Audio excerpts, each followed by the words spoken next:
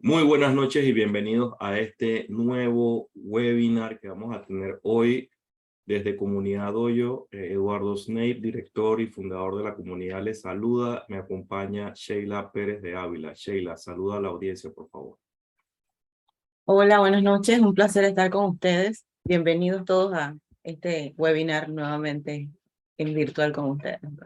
Teníamos rato que no hacíamos un webinar y la gente preguntará por qué. No es que no estamos activos, sino que hemos estado haciendo otras actividades que voy a aprovechar para contar. Para los que son nuevos en los eventos de Comunidad Doyo y para aquellos que ya participan, no está de más reforzar.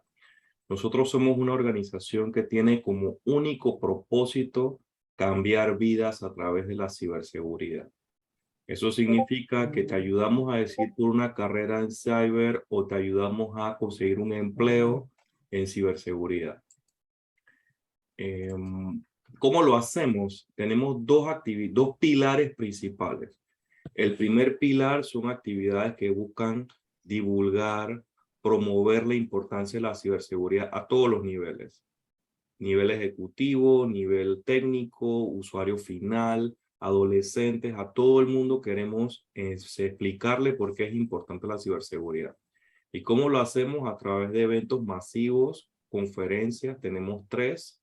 B-Sides, que es una franquicia norteamericana que tenemos el placer de representar aquí en Panamá.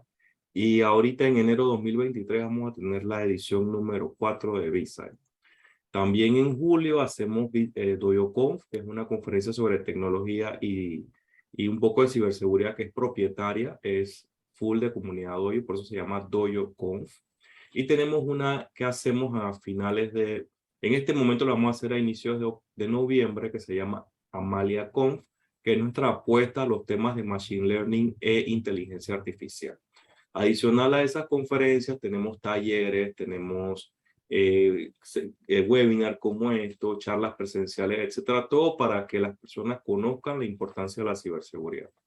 Por el otro lado, tenemos los programas que llamamos de impacto, que buscan cambiarte la vida realmente con el tema de la ciberseguridad. Y para eso nos apoyamos con algo que llamamos los bootcamps, que muchos de los que están aquí han participado. Tenemos un bootcamp para personas que están empezando en ciberseguridad, que es el bootcamp de fundamentos de ciberseguridad. Y tenemos un bootcamp para personas que ya tienen conocimiento y están buscando su primer empleo o transicionar, que es el bootcamp para ser analista de SOC. Que tengo que decir muy feliz y muy contento que tuvimos más de 800 personas participando de varios países en nuestra última edición. Y para aquellos jóvenes que no están claros en qué estudiar y quisieran aprender un poco más de tecnología para decidirse, tenemos líderes programadores, un programa que lidera Sheila Pérez de Ávila. Y me gustaría que Sheila mencionaras un poquito las estadísticas de líderes, cómo nos fue en estas ediciones. Sí, bueno, nosotros tuvimos un alcance de 348 chicos a lo largo de todo el país, chicos de todas las provincias e incluso comarcas. La comarca Novebolé también nos acompañó. De hecho, hoy nos acompañan también chicos que fueron participantes de varias generaciones, que fueron 3 en realidad. Tuvimos 3 generaciones de líderes programadores durante todo un año. Y fue una experiencia muy buena porque ellos se llevaron mucho de lo que es el contenido de los fundamentos de tecnología y también recibieron instrucción en lo que es liderazgo, autoconocimiento, todo lo que es desarrollo social y cómo ellos también pueden impactar a la sociedad. Así que es un proyecto súper bonito y la verdad es que estoy bien contenta de que estén conectados también con nosotros, ¿no? Así como el resto de nuestros colegas que nos han acompañado. Correcto, entonces es importante mencionar que esta dupleta que estamos aquí, también hacemos dupla en Impulso Cyber, el podcast que ha creado Fundación Comunidad Doyo para que ustedes puedan aprovechar el tiempo que en el tranque o en algún lugar que estén haciendo otra cosa, pero que puedan aprovechar para conocer historias de referentes latinoamericanos en ciberseguridad. Tenemos personas de varios países de Latinoamérica que comparten durante 45 minutos o tal vez una hora cómo ellos iniciaron en cyber, cómo se mantienen actualizados, y qué consejos le dan a las personas que quieran hacer una carrera similar a la de ellos. Así que los invito a buscarnos en las plataformas principales, Spotify, Google Podcast y Apple Podcasts. Las actividades de Fundación Comunidad Hoyo no pudieran ser realidad sin el apoyo de empresas benefactoras. Ahí en la pantalla les comparto quiénes son esas empresas que nos están apoyando. Y hoy es especial para reconocer a un nuevo benefactor, Compulab, una organización de la que me siento orgulloso de ser cliente. Tengo que hacer ese disclaimer. Además, soy amigo de Raquel Seferli, entonces gracias Raquel por apoyarnos y por estar contribuyendo a que podamos impactar positivamente la vida de miles de personas. Hemos estado un poco distanciados de los webinars y la razón es que hemos empezado a hacer algunas giras para llevar el conocimiento a provincias, no solo centralizarlo en la ciudad capital. Empezamos con una réplica de DoyoConf, nuestra conferencia propia. Fuimos a la provincia de Veraguas y ahí tuvimos la oportunidad de compartir con personas de esa provincia, donde pudimos mostrar el contenido y que ellos tuvieran acceso a él sin tener que movilizarse a la ciudad de Panamá. Además, estamos haciendo algunos programas con los chicos de líderes para darle continuidad a ese programa, y en esta ocasión hicimos un taller de Ruby on Rails, una plataforma de desarrollo web que está muy popular, la usan muchas organizaciones tipo Airbnb, Basecamp, etc. Fue una experiencia muy buena y lo positivo también es que tenemos una alianza con la Embajada de los Estados Unidos y ellos nos permiten utilizar el American Spaces, que es un espacio fenomenal que está disponible para promover la cultura y los espacios de aprendizaje.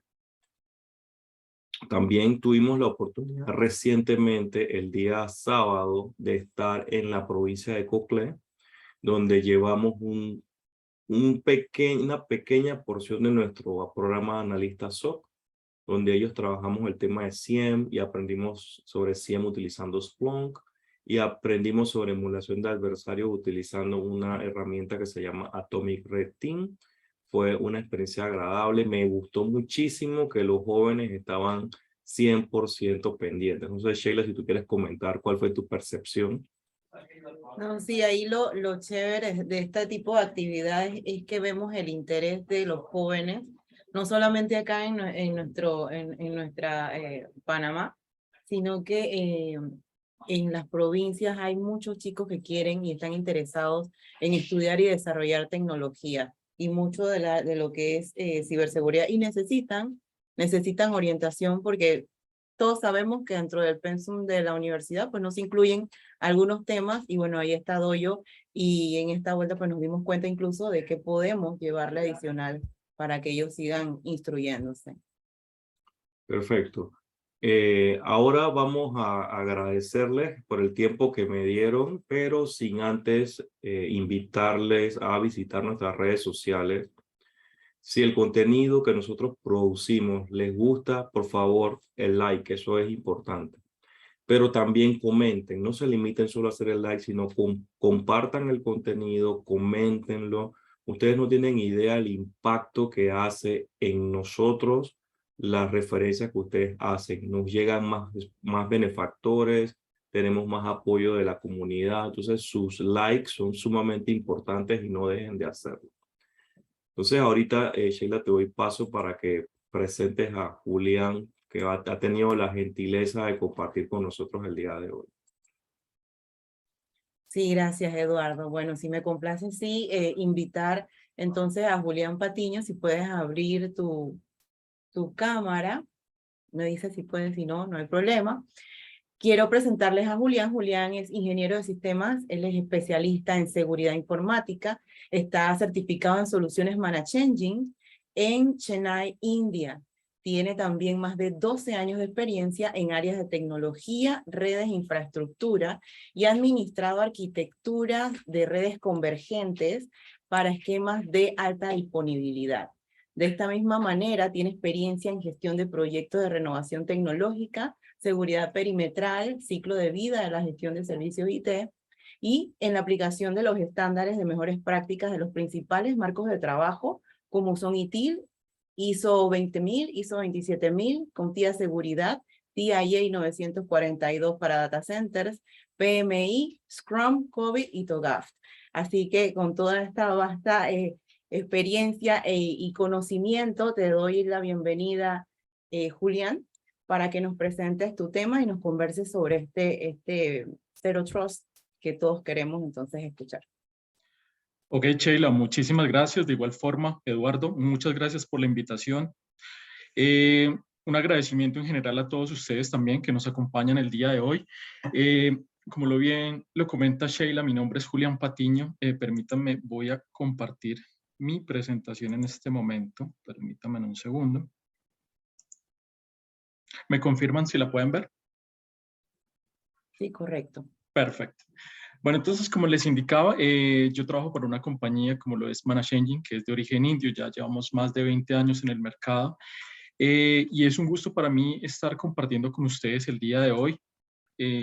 Básicamente, como lo vemos en el título de la ponencia, vamos a hablar un poco acerca de los ciberataques y los negocios, que hoy en día pues tienen un nivel de correlación en múltiples contextos, que ya lo vamos a ver también asociado a un caso de uso bastante interesante. Tal vez la mayoría de ustedes escucharon del ataque que sufrió Uber en el mes de septiembre.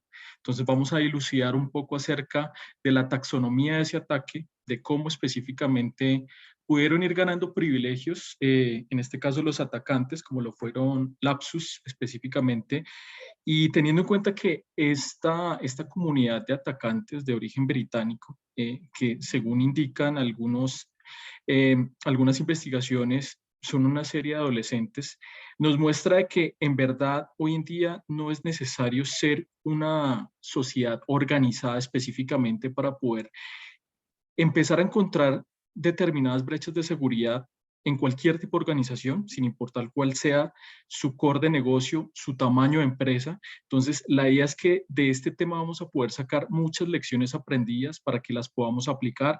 Como sabemos, aquí a esta ponencia se conectan tanto profesionales de la industria, pero de igual forma estudiantes y muchas personas que hasta ahora están empezando a entender el contexto de seguridad. Entonces, es muy interesante este contexto, como lo vamos a analizar y poder ver cómo de todos estos temas podemos aprender de múltiples formas. Entonces, aquí, precisamente dando inicio, me gustaría iniciar con una parte de estadística, ya que pues básicamente como lo vemos en la lámina, más del 70% de las violaciones de los datos recientes se debieron precisamente a un abuso de privilegios. Y cuando hablamos de privilegios específicamente, es simplemente un permiso asignado que puede llegar a tener hoy en día no solamente un usuario, sino cualquier recurso que se conecte a través de Internet. Hoy en día vemos de que estamos haciendo uso incluso de la inteligencia artificial, procesos basados en RPA, Robotic Process Automation. Entonces, vemos de que la forma como se conectan nuestros sistemas, que hoy en día son ecosistemas distribuidos bastante densos en múltiples contextos, vemos de que para la mayoría de las organizaciones se generan muchos puntos ciegos sobre los cuales un atacante puede convertir una vulnerabilidad en una amenaza. Entonces, específicamente, como podemos ver también, algo de estadística en este contexto, vemos de que las filtraciones de los datos en los últimos años han atacado a compañías en todos los sectores específicamente, y además un principio de la seguridad nos indica específicamente de que el riesgo siempre va a existir en cualquier tipo de infraestructura, por más de que implementemos una política, una buena práctica, tengamos una excelente infraestructura, a nivel de seguridad no es una realidad de que el riesgo siempre va a existir en algún contexto y nuestra labor específicamente es minimizar el impacto que esto va a generar.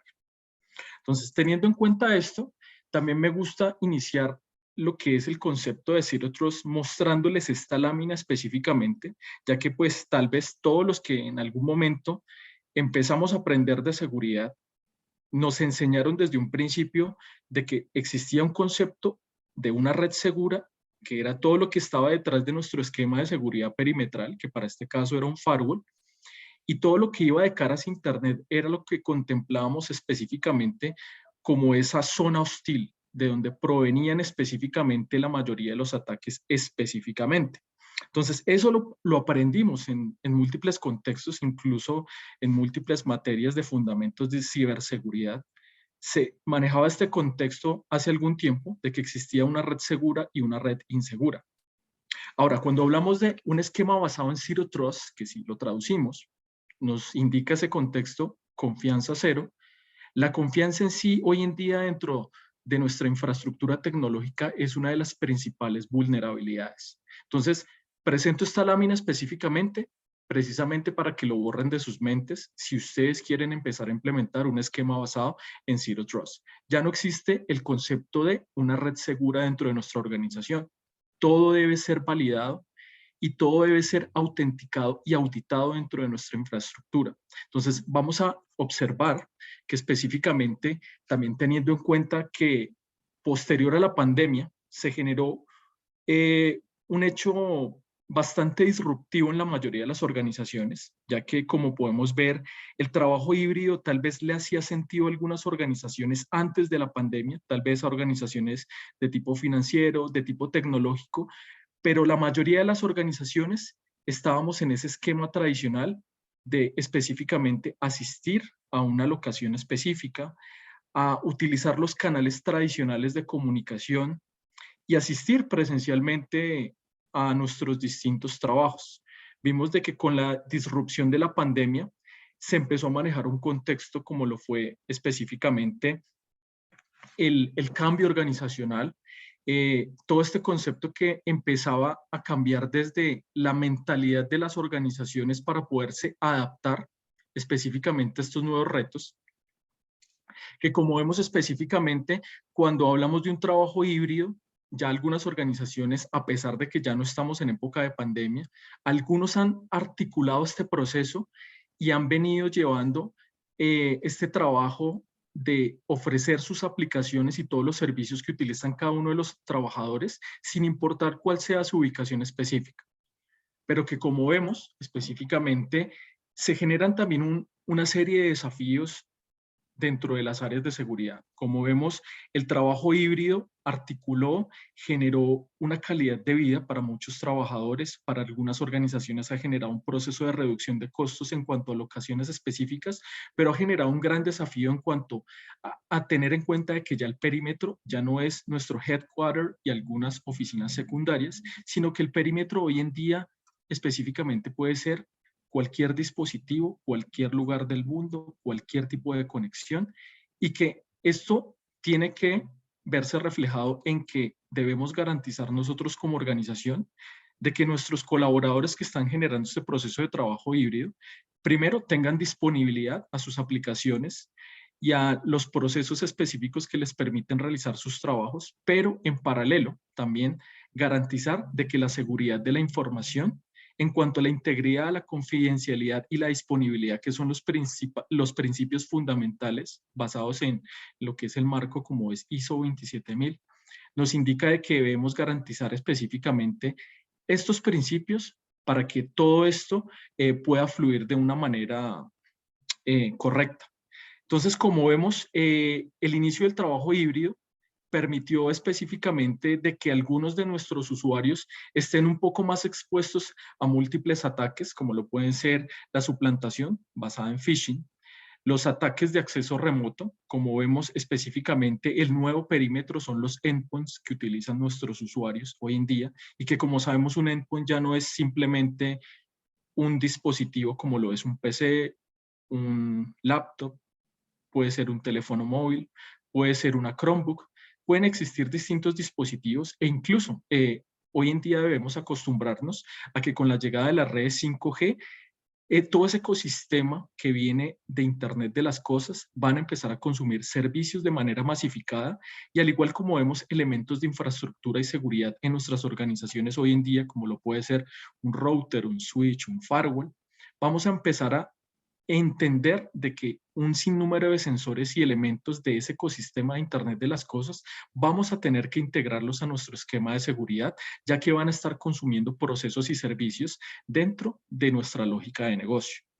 Entonces, teniendo en cuenta todo esto, uno de los principales vectores de ataque que se presenta en todo este contexto es precisamente la ingeniería social.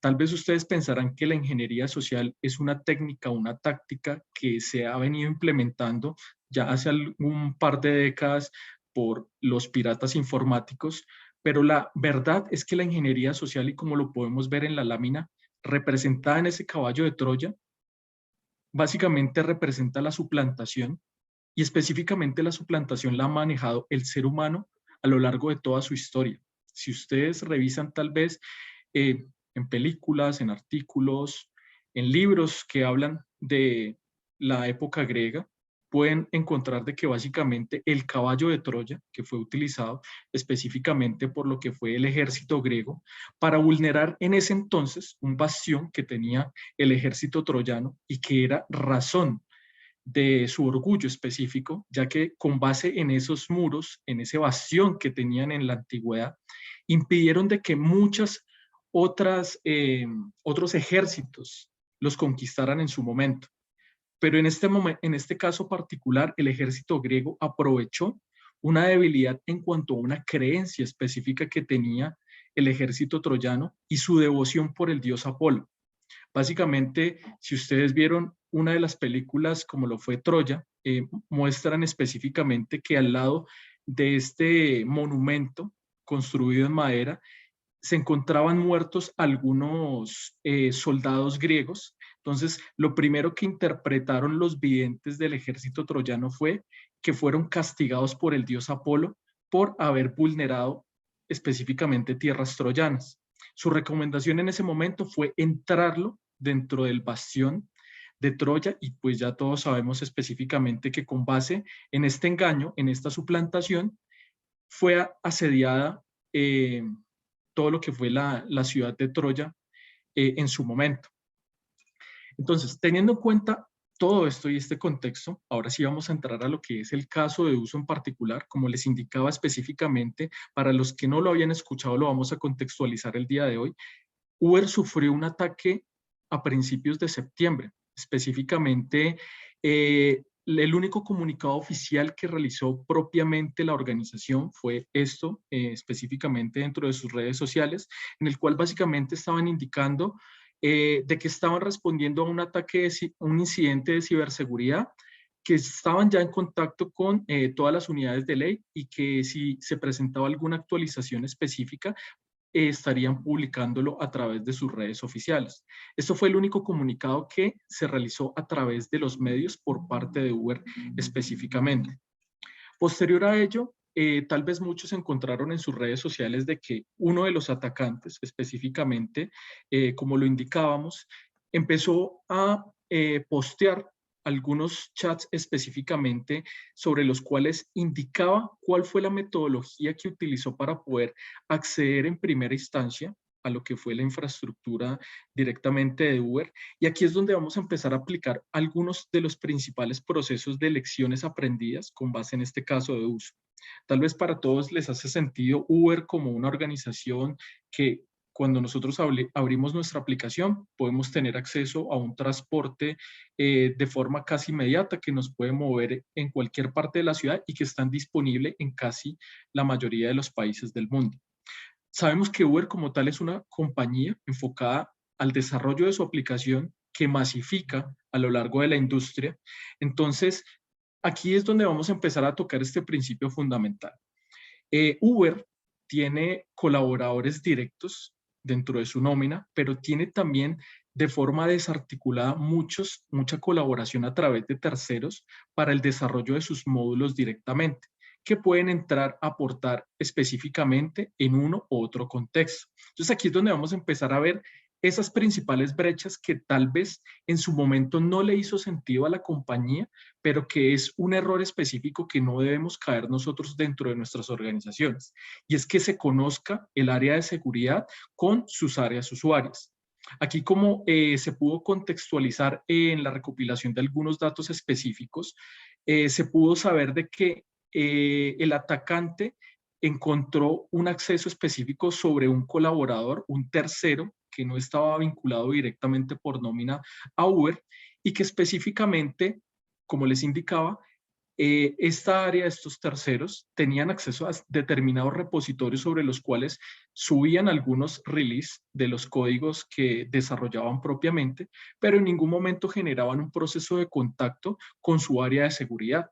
Entonces aquí, como lo podemos observar en esta comunicación a grandes rasgos, básicamente el atacante nos empieza a indicar de que en primera instancia pudo obtener un acceso específico a través de WhatsApp hacia básicamente uno de los usuarios que fue atacados específicamente. Entonces aquí es donde vamos a encontrar también un contexto para que podamos aprender de que no toda la información específica como números telefónicos que utilizamos de forma personal debemos publicarlos directamente en nuestros perfiles, tanto perfiles profesionales como perfiles de redes sociales, porque lo que primero le va a hacer sentido en un atacante es que ese número va a tener un acceso hacia una plataforma de mensajería como lo es WhatsApp o Telegram, y de forma indirecta ya va a poder tener una conexión de forma más directa hacia lo que es el usuario que va a atacar propiamente.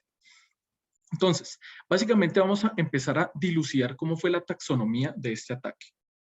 Básicamente, tal vez muchos lo han visto en los principios fundamentales cuando vamos a hacer un proceso de pentesting, estamos aprendiendo los principios de seguridad.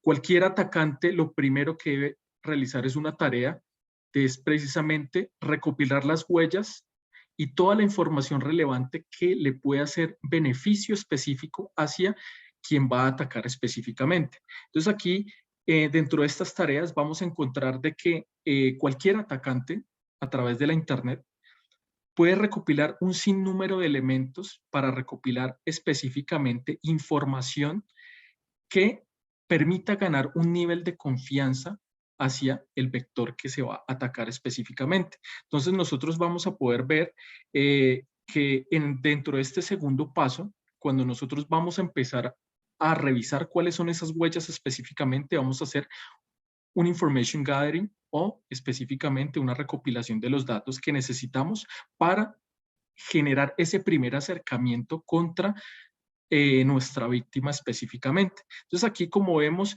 nosotros vamos a poder utilizar un sinnúmero de herramientas abiertas en la industria. Aquí solamente estoy poniendo como un ejemplo en particular, no estoy afirmando de que los atacantes utilizaron lo que es la suite de Maltego en particular para hacer la recopilación de todos estos elementos, pero herramientas como estas, que incluso también existen muchas con sus versiones open source, nos van a permitir específicamente recopilar información acerca de nuestros atacados en particular, y con base en ello generar un primer acercamiento que, como pudimos observar en este caso, fue por medio de la ingeniería social.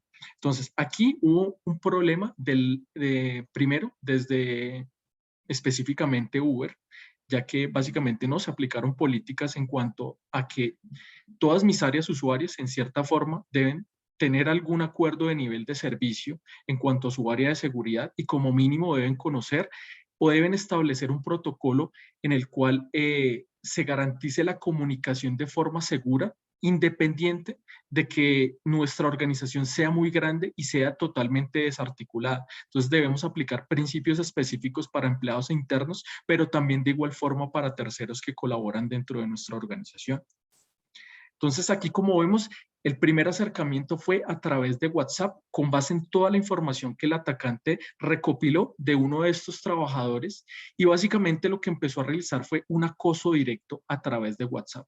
Empezó a enviar una serie de notificaciones, mensajes específicos en los cuales le indicaba al usuario que debía realizar una conexión, de que específicamente lo estaba contactando el área de seguridad, pero que debía ingresar a un portal específico, ingresar sus credenciales y ingresar su token de seguridad, porque aquí estamos viendo de que en cierta forma Uber sí garantizaba algunas medidas mínimas en cuanto a la integridad de las conexiones, ya que existía los usuarios no solamente para generar ingreso a las plataformas requerían un usuario y un password, también requerían un token de autenticación, pero aquí fue una virtud que tuvo el atacante específicamente para que en este caso generara un proceso de phishing.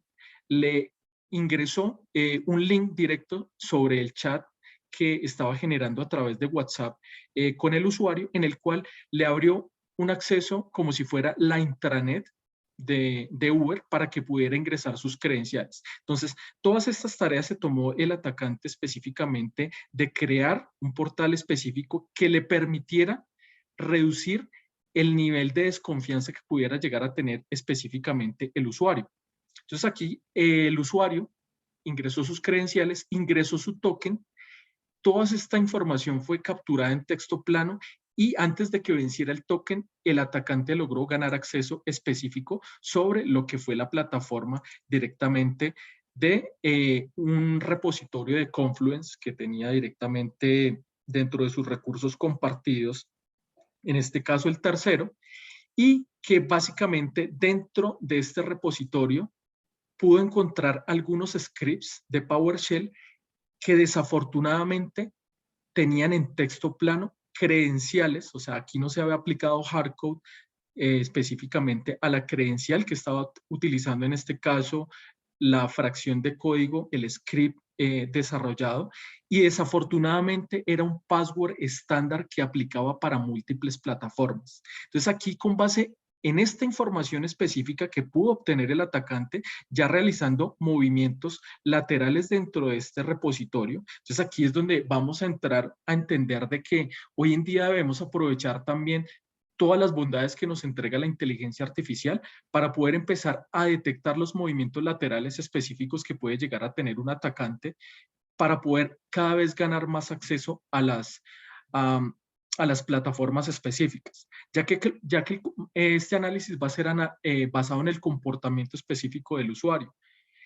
Un atacante, a pesar de que tenga una credencial, él no va a conocer cuál es el comportamiento habitual en cuanto a acceso a repositorios, conexiones, consumo de credenciales. Lo más normal es que un atacante empiece a revisar absolutamente todo para ver específicamente que con base en la credencial que tiene pueda empezar a hacer un escalamiento de privilegios. Esto en una herramienta va a generar un patrón de desviación que específicamente nos va a poder ayudar a interpretar de que hay un comportamiento anómalo desde el usuario que está utilizando esta credencial. Entonces aquí específicamente debemos apoyarnos también específicamente en algunas plataformas que nos permitan realizar todo este contexto. Pero siempre partiendo específicamente, como ustedes vieron, enfocando a la evangelización de nuestros usuarios.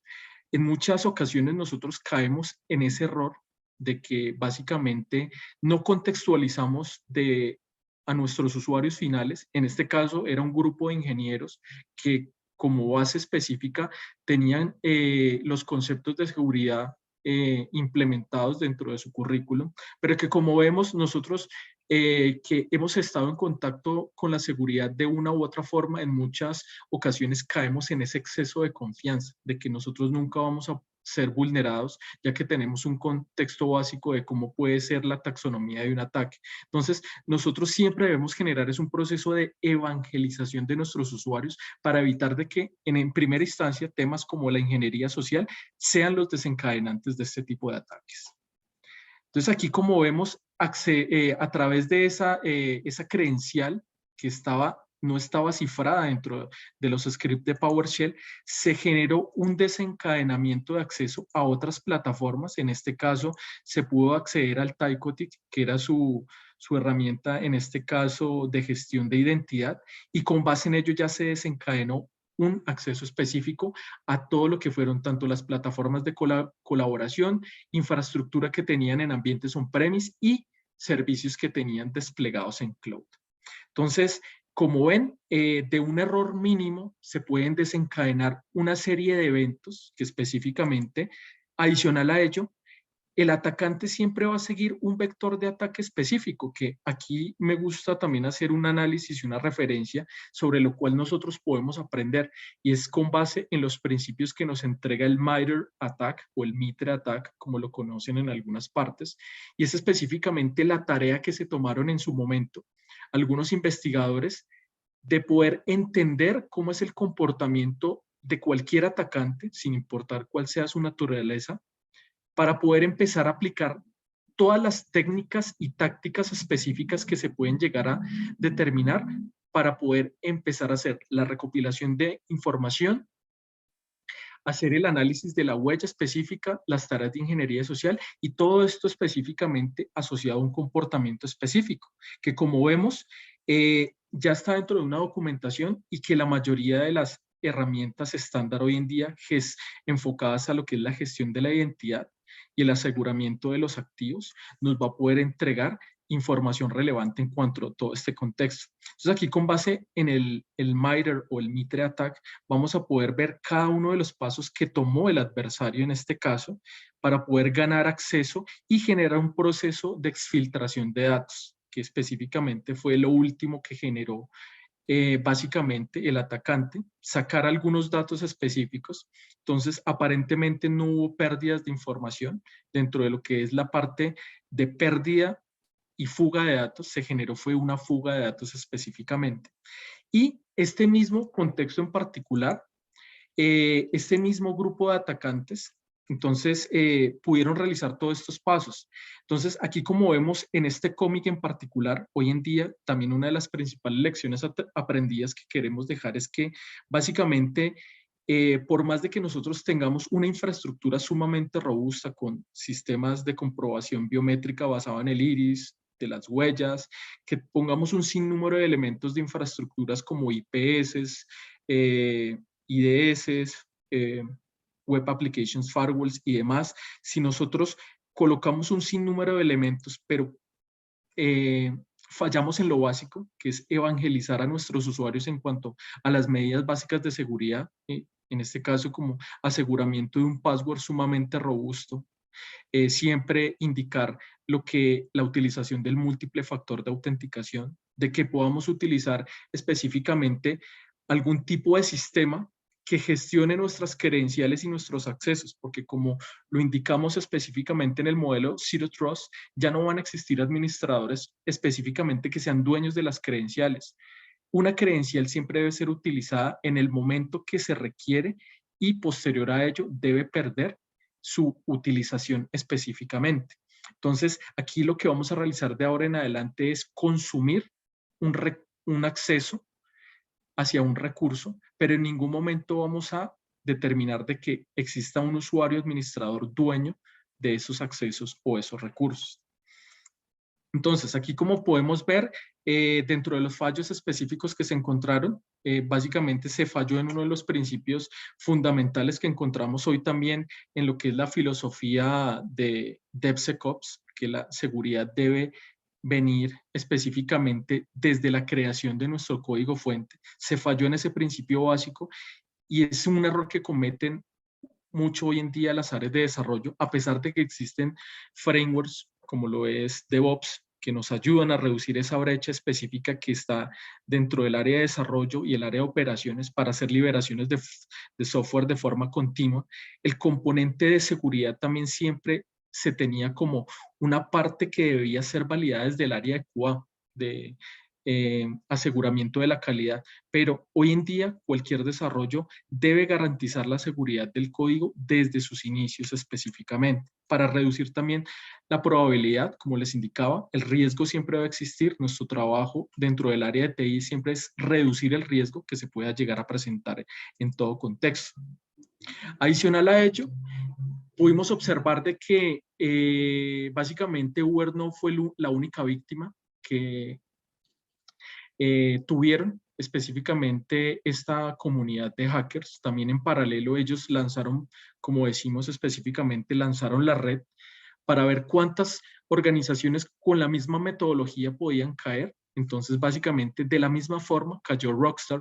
Tal vez para algunos de ustedes les hace sentido porque son los creadores del juego Grand Theft Auto o San Andreas, como lo conocen en algunos países. Entonces, básicamente, los atacantes en su proceso de exfiltración de datos también pudieron obtener algunos videos de tipo MP4 en los cuales estaba toda la conceptualización de cómo sería el entorno gráfico de la siguiente versión del videojuego. Entonces aquí cayeron en múltiples tipos de contextos muy similares como cayó Uber específicamente. Entonces aquí otra lección aprendida, no importa qué tan grande sea nuestra compañía, qué tan robusta sea nuestra infraestructura, si fallamos en esos principios de seguridad específicos, siempre va a existir una amenaza en particular que se va a poder materializar. Y eso es a lo que vamos en este contexto. Cuando nosotros vamos a hablar de un riesgo, siempre van a existir dos factores que van a desencadenar un riesgo. Entonces, básicamente, siempre va a existir una vulnerabilidad. Cuando hablamos de vulnerabilidad específicamente, hacemos contexto específico sobre lo que es las debilidades que tiene nuestro sistema. Entonces, cuando hablamos de sistema, no es solamente la infraestructura tecnológica, sino nuestra estrategia de seguridad. Nuevamente, siempre me gusta hacer el énfasis. Nuestra estrategia parte de la evangelización de nuestros usuarios y poder basarnos en políticas y buenas prácticas y esto trasladarlo hacia lo que es el contexto de la seguridad dentro de la infraestructura informática. Y siempre va a existir una amenaza, específicamente. Puede ser una amenaza interna, pero también una amenaza externa. Y aquí, como ustedes lo ven en el complemento, siempre el eslabón más débil de la cadena en toda esta serie va a ser el usuario final. Y que, como les indicaba, el usuario final no es un usuario común y corriente, somos todos los usuarios. Nosotros como seres humanos tenemos el factor de error dentro de nuestra naturaleza. Entonces tendemos a fallar en múltiples contextos y más cuando son en aplicación de buenas prácticas. Entonces, siempre es necesario que nosotros reduzcamos el riesgo o el vector de que una amenaza se pueda materializar, reduciendo la probabilidad de que las vulnerabilidades se incrementen dentro de nuestras organizaciones. Entonces, con base en ello, ya pues vamos a poder dilucidar de que vamos a necesitar primero para poder implementar un modelo basado en Zero Trust, en primera instancia, reducir los riesgos y esto siempre va enfocado a lo que es el exceso de privilegios. Entonces, nosotros necesitamos monitorizar de forma periódica cuál es la naturaleza de toda nuestra infraestructura, cuál es la naturaleza de nuestros servicios. Ya lo vamos a mirar a continuación que con base en este marco cada uno de los elementos que hacen parte de la entrega del servicio tiene una importancia específica. Debemos ver de que el acceso a las aplicaciones y los datos confidenciales se va a generar siempre hoy en día desde múltiples fuentes. Ya no van a ser únicamente usuarios, sino un sinnúmero de procesos, recursos y servicios los que van a consumir un acceso o una credencial dentro de nuestra infraestructura. Todo esto siempre va a generar un desencadenamiento de movimientos laterales y esto se va a volver indetectable dentro de una red si no nos apoyamos específicamente también en componentes basados en inteligencia artificial, que como vemos, tal vez muchas veces evaluamos nuestro contexto específico a tomar una herramienta como lo es un CIEM, un correlacionador de eventos, que nos va a poder medir las trazas de todo lo que pasa dentro de nuestra infraestructura, pero en múltiples ocasiones también necesitamos evaluar el comportamiento de nuestros usuarios. Entonces, y este comportamiento se basa es en la utilización de las credenciales de los cuales ellos hasta el momento son dueños, pero que como les indicaba, la idea es que traslademos o eliminemos ese concepto de confianza y todo sea validado y autenticado dentro de nuestra plataforma. Entonces, como vemos, todo esto desencadena de que se exploten muchos riesgos por personas internas, externas o ex empleados dentro de la organización, porque en muchas ocasiones caemos en esa mala práctica de que se genere el proceso de outboarding o terminación del contrato de una persona, pero esa persona sigue teniendo credenciales de forma indefinida y no sabemos si sigue teniendo acceso a nuestra infraestructura de forma no autorizada. Entonces, como vemos hoy en día, un acceso privilegiado lo pueden consumir personas, servicios, aplicaciones, un sinnúmero y un ecosistema de procesos que básicamente genera un gran desafío para las áreas de seguridad si no generamos un control de acceso definido, un repositorio centralizado y que nos permita hacer una gestión correcta de la identidad y la utilización de esos privilegios que está dentro de nuestra infraestructura tecnológica. Entonces aquí es donde nosotros en muchas ocasiones vamos a caer en esos problemas específicamente que tal vez para muchos les hace sentido de que llegamos a una organización y vamos a encontrar que dentro de los respaldos hoy en día todavía siguen manejando credenciales específicas de su infraestructura en hojas de Excel, en archivos de texto específicamente. En muchas ocasiones cuando llegamos a un área de soporte, que tal vez su esquema es 7x24, que llega una persona, cumple sus 8 horas, sale, se va, se sienta otra, muy probablemente las credenciales de acceso a la máquina están en una nota adhesiva puestas en la pantalla, se ha evidenciado en muchas ocasiones. Y recordemos de que las áreas de monitoreo pueden ser un punto fundamental sobre el cual puede partir un atacante para empezar a hacer un proceso de escalamiento y ganancia de privilegios dentro de una infraestructura más crítica. Entonces vemos de que también en cuanto al acceso, quienes administramos las credenciales en muchas ocasiones, como vemos, se comparten distintos tipos de credenciales bajo demanda dentro de múltiples usuarios y no sabemos qué tratamiento se le están dando a estas credenciales específicamente, y solo cuando se presenta un incidente de seguridad es que entramos a revisar dentro de los logs a encontrar la huella de qué fue lo que pasó. Y finalmente no hay un control específico, no hay unas políticas claras, definidas y unos procesos específicamente que nos ayuden a alinearnos a un marco de trabajo y implementar una buena práctica dentro de nuestra organización. Entonces, con base en ello, ahora sí podríamos entender de que un modelo basado en Zero Trust nos va a indicar de que vamos a tener que fragmentar o segmentar todo lo que es un servicio, partiendo desde quién lo utiliza. Entonces, por eso aquí partimos de que debe existir una seguridad desde el lado del usuario, y sabiendo que hoy en día el usuario va a consumir nuestros procesos y servicios desde cualquier parte del mundo. Entonces, aquí debemos garantizar de que la utilización de esa credencial, de esa identidad, siempre sea íntegra, siempre sea usada por quien la debe usar y no por quien la tenga disponible por una mala práctica.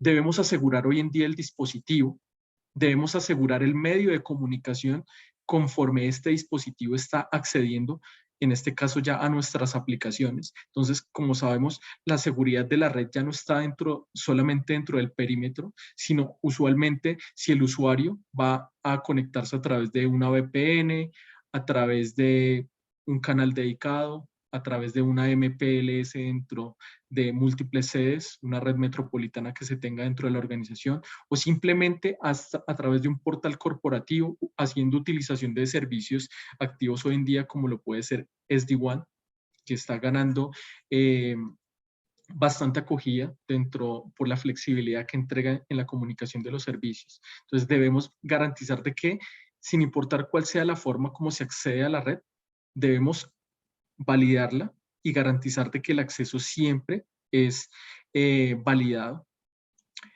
La seguridad de la aplicación, muy importante, como lo sabemos, que debe ir desde la base, desde que generamos nuestro propio código que va a ir publicado a través de ese web service que consume el usuario a través de un navegador o a través del dispositivo móvil cuando lo descarga a través de una APK específicamente, o una aplicación de escritorio. Sin importar cuál sea el medio, debemos asegurar la aplicación y la comunicación cuando el usuario, usando un dispositivo, accede a la información, para que finalmente, lo más importante, no se genere un proceso o de pérdida de datos o de fuga de información. Entonces, estos son los principios fundamentales sobre los cuales debemos empezar a asegurar una filosofía basada en Zero Trust.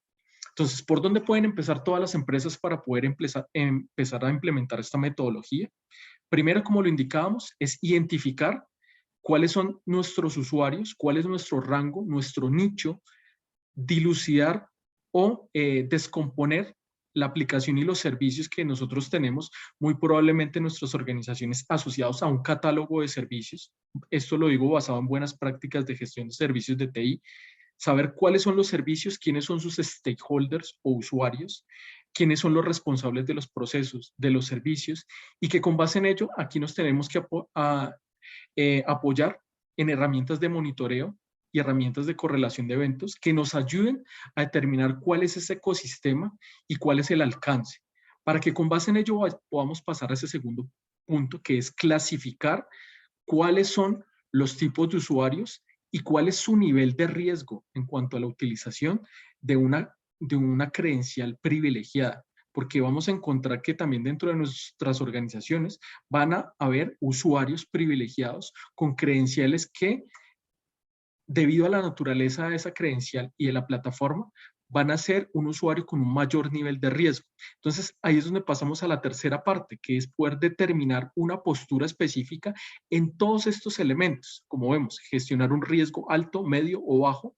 pero orientado tanto al usuario, al dispositivo que está utilizando, a la forma como se comunica a través de la red, cómo accede a la aplicación y cómo accede finalmente a los datos dentro de la organización. Entonces, ese es el tercer punto muy fundamental para empezar a implementar una metodología o unas buenas prácticas basadas en Zero Trust. Zero Trust no es ninguna herramienta, no es ninguna Biblia específica, es solamente un conjunto de buenas prácticas que tiene que ir asociado nuevamente a un proceso de evangelización también de nuestros usuarios para poder reducir el riesgo. Y que finalmente podamos llegar a esa cuarta etapa que es asegurar. Entonces aquí sí ya con base en todo lo que hemos podido recopilar en estas tres primeras partes, ya podemos empezar a definir cuál es nuestra postura de seguridad apoyada, como les decía, en primera instancia, en lo que es una filosofía basada en la evangelización de nuestros usuarios y posterior a ello ya acompañado hacia lo que es una buena práctica de un marco de trabajo y finalmente complementado por una infraestructura tecnológica acorde a nuestras necesidades, nuestro core de negocio y también nuestro presupuesto específicamente. Entonces, ¿cómo debería ser un escenario ideal para poder acceder a todo este contexto?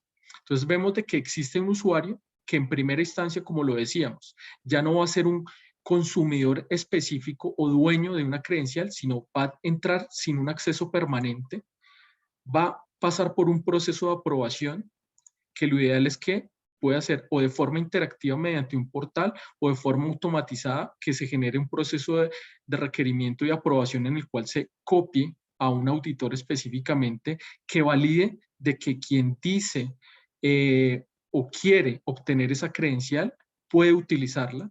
Entonces, y que durante este proceso de aprobación se le otorgue ese acceso privilegiado, pero que de igual forma todo esto pueda ser monitorizado durante la utilización de esa credencial, porque no es solamente validar el control de acceso, también es necesario monitorizar dentro de un proceso de auditoría la utilización de esa credencial por parte del usuario y que finalmente el acceso sea removido. Entonces, de esta forma nosotros podemos garantizar de que si en algún momento de esta cadena de comprobación se ve comprometida una credencial, simplemente en el momento en el que se quita el acceso, también la credencial específicamente ya no puede ser utilizada por el atacante.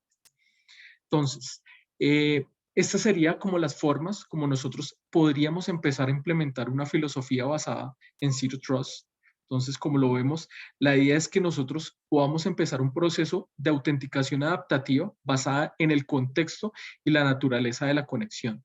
Ya vamos a remover esa frase específica de que yo soy el administrador y soy el dueño de ese recurso. Todos vamos a ser consumidores de un acceso. Vamos a ser evaluados en cuanto a nuestra postura y esa evaluación de la postura va desde el usuario hasta el punto final y pasando por cada una de las cadenas de comunicación de entrega del servicio.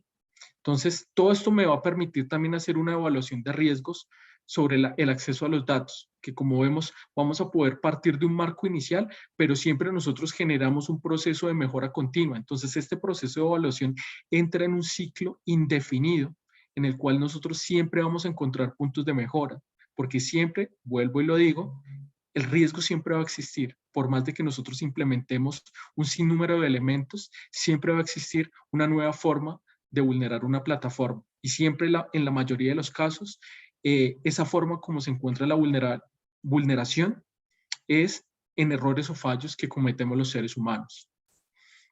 Entonces, básicamente esto es lo que en esencia podríamos utilizar para empezar a implementar una filosofía basada en Zero Trust dentro de nuestras organizaciones. Como lo vemos aquí, existen 6 pasos específicos fundamentales que orientadas a ese proceso de identificación, análisis, contextualización, parametrización de los riesgos, nos van a poder permitir realizar una postura específica que nos garantice una seguridad íntegra dentro de nuestra plataforma tecnológica.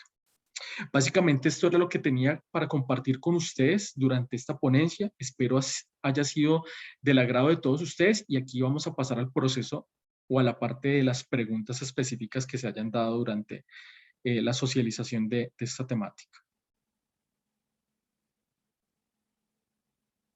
Muchas gracias, Julián. La verdad es que ha estado súper interesante todo lo compartido desde que fue ese análisis de la anatomía del ataque de Uber, que muchas veces pues nosotros, por pensar que tenemos esos pequeños controles iniciales como es un MFA, pues también puede verse vulnerado, ¿no? Recientemente ya incluso están adicionando al MFA el uso del OTP. Así que Es correcto. es otro modelo que también es bueno implementar. Entonces, sí tenemos por acá, bueno, nos pregunta justo que si Zero Trust es un modelo de Microsoft específicamente. No, Era, básicamente Zero Trust, como sabemos, es una metodología. Lo podríamos determinar específicamente como una línea base, pero no es directamente de Microsoft.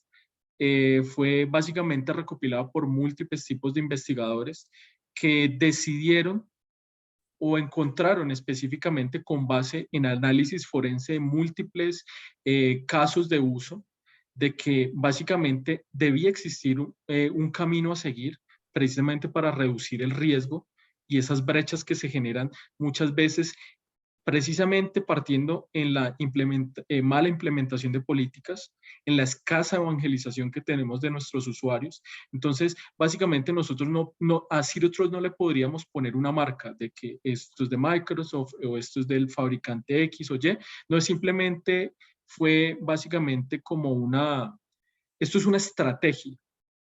Esta sería la mejor forma de definirlo. Es una estrategia que fue abierta hacia la comunidad y que básicamente la podemos adoptar en cualquier tipo de organización sin importar cuál sea su core de negocio y que podemos partir de principios básicos que, como los vimos ahí en los slides, no requiere específicamente de que contratemos una super consultoría o que tengamos una super infraestructura tecnológica. Es simplemente que podamos empezar a aplicar poco a poco esa estrategia articulándolo a nuestra razón de ser en el negocio. sí, gracias, efectivamente. Igual Sigfrido ha estado bien atento y nos ha estado preguntando que, bueno, que en este caso sería aplicar la ley del mínimo privilegio. ¿Es correcto? Por otro lado, sí, también se implementa lo que es el monitoreo del factor transferencia de información durante una conexión. Si el modelo Zero Trust lo solicita de esa manera. Nos pregunta Jonathan, ¿crees que los dispositivos móviles, celulares, smartphones, iPads, aunque sean personales, deban también formar parte del modelo Zero Trust? Sí, hoy en día, como les decía en primera instancia, ahora con este proceso del trabajo híbrido, las organizaciones se ven casi que en la obligación de permitir de que sus usuarios enrolen tanto dispositivos corporativos, pero también de uso personal, pero esto no exime de que siempre se implemente una capa de seguridad específica sobre el acceso a las aplicaciones empresariales. Entonces, en este caso también debemos apoyarnos principalmente en herramientas que nos permitan hacer todo este proceso de borrado seguro e interrumpir la comunicación a las aplicaciones en caso específicamente que el endpoint se pierda, sea robado, o que en alguna forma sea comprometida desde el lado del usuario, que nosotros podamos específicamente reducir de que con base en ese elemento, ese endpoint, que en este caso todos podemos ser víctimas de un robo y aquí no podemos específicamente, no existe una política que nos diga debemos hacer cualquier esto en particular para que no nos roben. Nosotros nos pueden robar en cualquier momento, en cualquier contexto. Entonces, debemos garantizar que como mínimo específicamente se interrumpa el acceso a los datos y específicamente las aplicaciones críticas. Entonces, existe un sinnúmero de herramientas que nos va a permitir garantizar, en este caso, el perímetro, en este caso, primero remover el acceso que se tenga en cuanto a las aplicaciones críticas del negocio, en lo posible que a través de todo lo que es el geotracking, la geolocalización, nos permita también tal vez recuperar el dispositivo, porque digamos los vamos a poder monitorizar. Entonces aquí nos tenemos que apoyar dentro de la estrategia también de un sinnúmero de herramientas y plataformas que nos van a ayudar a asegurar ese perímetro en la conexión del servicio. Sí, gracias. Surishadai tiene creo que es un comentario, pero no logro entenderlo bien. Nos dice, he visto 0 incidents en el área de seguridad industrial. Yo preguntaría, o más bien reformularía un poquito, ¿cómo ves tú la implementación del Zero Trust, pero ya en esa red que ahora pues se está buscando proteger todavía más, que es la del área industrial, lo que es la tecnología operacional? Es correcto. Aquí vemos de que actualmente, dentro de lo que, y haciendo énfasis de que, como hablamos también en la ponencia, de cara hacia el futuro vamos a empezar a ver esa masificación de servicios basados en IoT. Sistemas industriales como pueden ser sistemas SCADA, que tal vez utilizan una dirección IP en alguna parte, pero que básicamente contextualizándolos un poco, un sistema SCADA es un sistema que, por ejemplo, es utilizado en las petroleras, que nos permite hacer aperturas, cierres de válvulas, o sea, que no van orientados específicamente al contexto tradicional de software a la medida hacia lo que es entrega de servicios de usuario final, sino que va orientado hacia procesos industriales. Entonces, todo esto cada vez va más contextualizado, correlacionado, y que, como vemos, la estrategia Zero Trust nos va a poder apoyar también. Simplemente se deben adecuar controles específicos de acuerdo al requerimiento y el alcance en particular que tenga cada proyecto. Van a existir proyectos de arquitectura tecnológica enfocados a la masificación de servicios, como los que podemos ver que consume un usuario final, pero también vamos a ver servicios un poco más complejos que tal vez los usuarios solamente son determinados actores dentro de la entrega cadena del proceso, que no a través de los protocolos estándar acceden a estos datos. Entonces, el modelo Zero Trust, desde que siempre exista usuario, exista una infraestructura o un elemento sobre el cual el usuario interactúa finalmente con los datos y accediendo mediante una aplicación que puede ser entregada de un sinnúmero de formas y que, como sabemos, finalmente debe existir una comunicación de red. Entonces, nosotros podemos adecuar todos estos controles y esta estrategia sin importar cuál sea la naturaleza de este proyecto. Sí, gracias. Y una última pregunta, nos pregunta Sigfrido, ¿dónde quedarían entonces al implementar un Zero Trust aquellas empresas que ofrecen VPN y que son contratadas por otras organizaciones?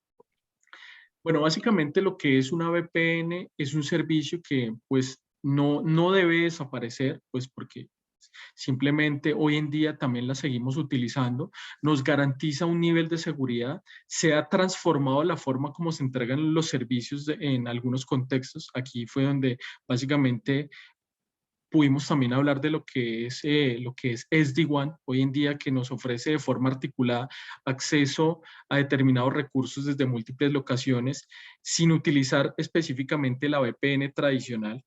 Entonces, al igual que muchos servicios a lo largo de la historia, como en su momento cuando existía tal vez para las personas que llegaron a manejar lo que era el correo certificado, específicamente que habían personas en particular que su labor era ir a entregar las cartas y que simplemente cuando apareció la tecnología y el correo electrónico vino a suplir esa necesidad, el llamado es que, digamos, las organizaciones deben reinventarse en cuanto a todo este contexto.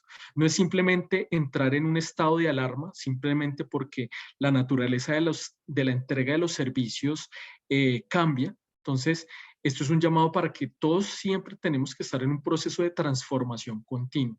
Lo vimos en época de pandemia y lo vamos a seguir viendo por uno y un sinnúmero de factores que pasan en nuestra vida cotidiana. Entonces, mi llamado no es que entren en un estado de alarma, alertamiento, sino que empiecen a encontrar esas nuevas alternativas como se publican o se entregan los servicios para todos aquellos que son integradores o que su enfoque específico es la atención hacia otras organizaciones.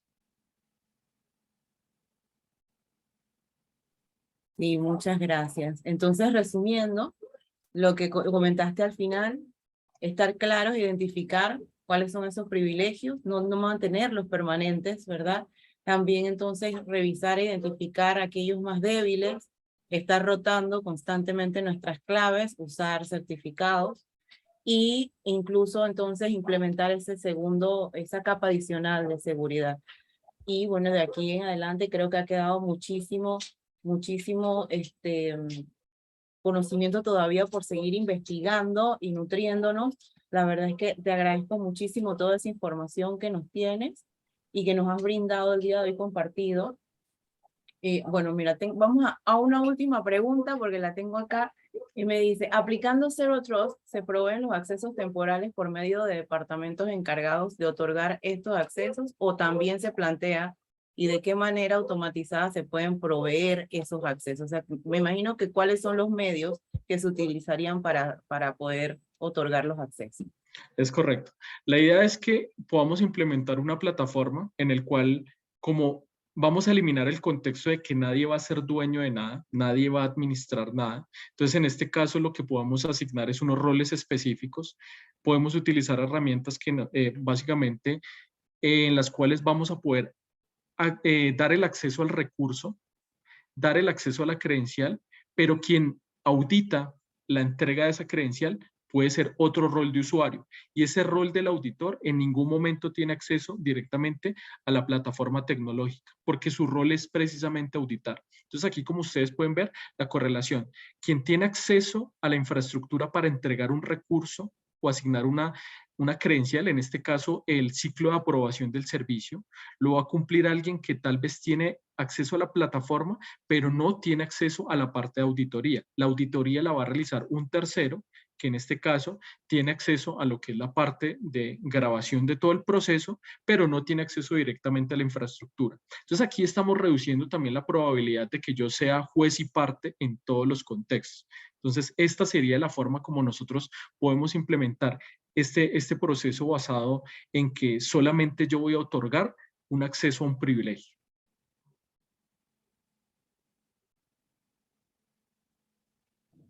Muchas gracias, Julián. Entonces, damos por cerrada la sesión de preguntas.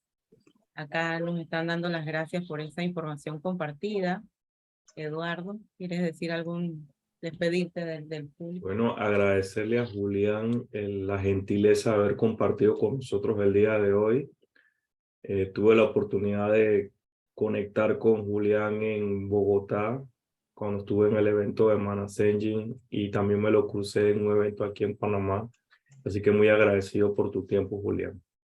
No, claro que sí. El agradecimiento también va de mi parte, Eduardo, Sheila y a toda la comunidad. Un gusto haber estado con ustedes el día de hoy, estar compartiendo un poco de lo que hemos visto en el contexto y pues hacer énfasis a que sigan apoyando a la comunidad, se sigan uniendo. La idea es de que siempre todos aportamos, todos apoyamos y todos aprendemos. Gracias. Claro que sí. Listo. Hasta luego, que estén bien. Buenas noches. Buenas noches para todos.